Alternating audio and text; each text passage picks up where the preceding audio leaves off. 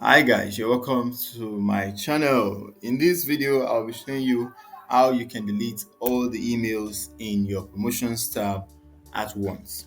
Now, my promotions tab has around 1,000 emails in the Gmail on the Gmail website, and if I want to delete each of these pages of emails each, I would have to go through around 20 pages of deleting emails.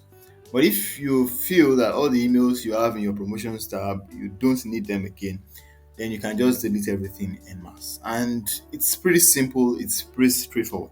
Just click on select all conversations in promotions and then it gets deleted. So let me take it again. You click this and then you select all conversations and then you click on delete. When you click on delete, all the emails get deleted at once. Now, not at once really, because after you've deleted, you've clicked on delete, it takes some time for you to gradually delete all the emails in your inbox. So let's say you have around 900 emails here. When you reload the page and give it a few minutes, you'll notice it drops to around 800 until it gets to zero. So that is pretty much the idea. So they don't delete everything at once, they gradually delete all the emails until all emails in your inbox has been deleted. So it's very straightforward, it's very easy to delete all the emails in your promotions tab en masse.